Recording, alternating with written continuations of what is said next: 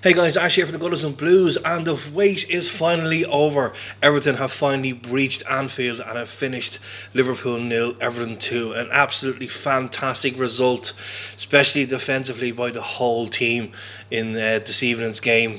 What can we say? Everyone, especially that, when we saw the starting lineup that, Jordan Pickford was starting instead of Olsen, and we're all wondering whether he'd make, he'd be comfortable in that game, but by God was Jordan Pickford absolutely brilliant in that game tonight and saved Everton on a number of occasions.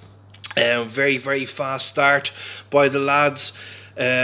Michael Keane, an absolute machine, as was Ben Godfrey and Mason Holgate.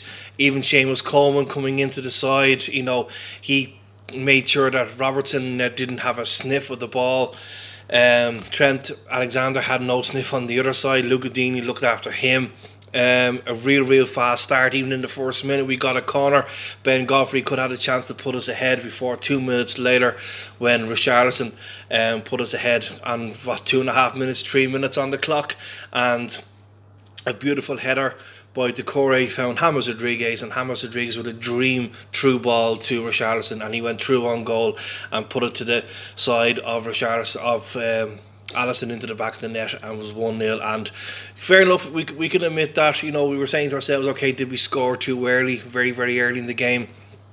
But we went on in country into that half.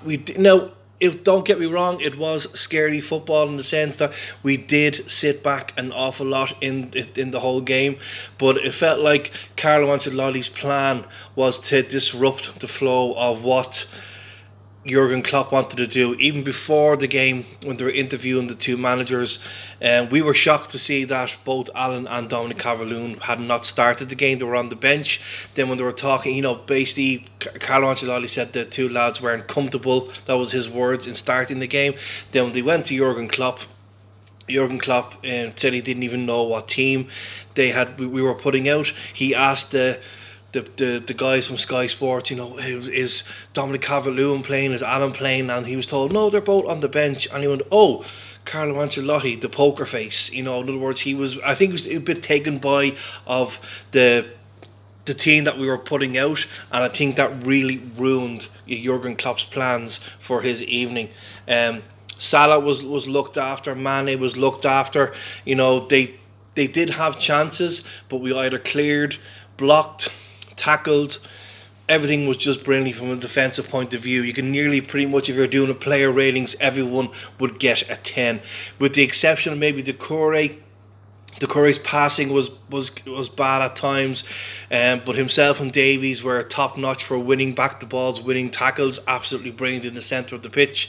James Rodriguez had a quiet but a very influential part in the game. You had then Andre Gomez. For me, Andre Gomez was the only weak link, I suppose, in this win. And because he had a lot of bad tackles, he did get a yellow card, and I was surprised to see him come out for the second half before he was eventually substituted. Gylfi Sigurdsson coming on for him. His passing was really bad. If any chances that Liverpool did come in that game, they were actually from mistakes from Andre Gomez, to be fair. That would be the only blight on the performance. So it's something that Andre himself is going to have to work on, to not dwell on the ball, because we were moving the ball a lot faster at times. There was other times where the ball could be moved fast. We had other opportunities in the game, including Richarlison did actually have the ball in the back of the net, but he was offside. A beautiful cross by Digne found Seamus Coleman. That position that Seamus Coleman was playing in was meant he was sneaking in at times, and he had a bullet header saved by Alisson. It's just, unfortunately, our only surviving member of the last time we beat Liverpool could not make it 2-0.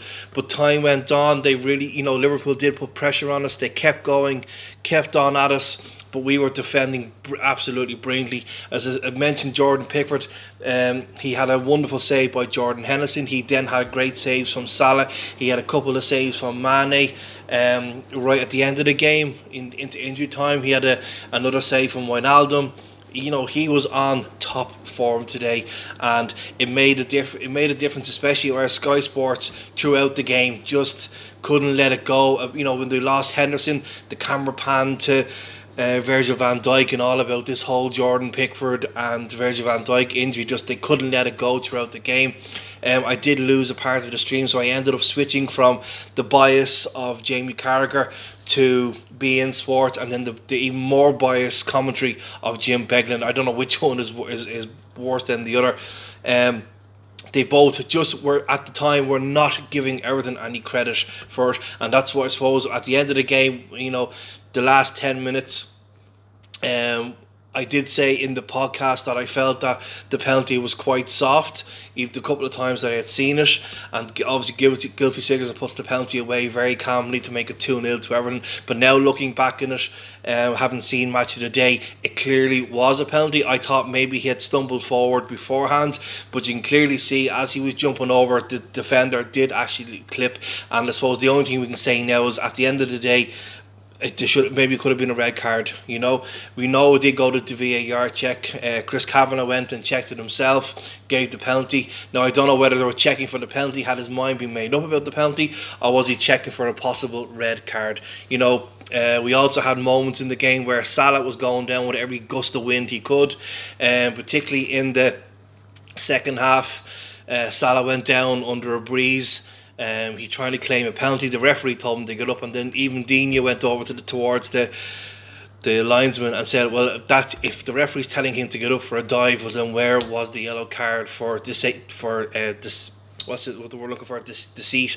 So so in that case, it was, you felt that okay. There should have been a card at one end and a card at the other end, but it wasn't. Where.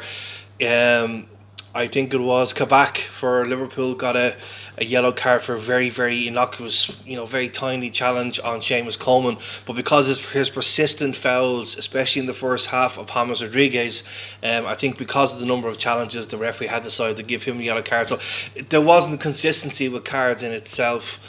But guys, we can obviously be happy. I say the guys now celebrating tonight. Fortunately, as you can see, I had to come into work.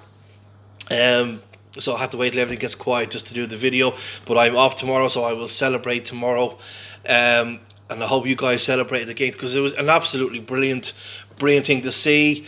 Sky Sports, of course, didn't keep talking about it for too long. Graham Souness, to his fairness, he did say that Everton deserved it on the day. They were the better side. He still claims that it wasn't a penalty. Julian Lescott kind of laughed at him and said it was a penalty with his little blue hat. But they quickly, did a couple of little talks and then moved quickly onto the Fulham game. So they were very fast to get it on. So we'll see how long tomorrow on Sky Sports News that we remain at the top story of it.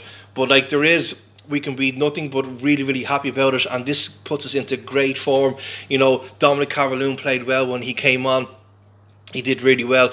If James can stay into that like what he did today, with Richarlison's back in the goal scoring, if we can stay defensive like that. Actually, the guys from Toffee TV, Ped or Baz, I can't remember which one, they actually said that we should play this formation for the remainder of the season, and that's home and away. And I think he's spot on.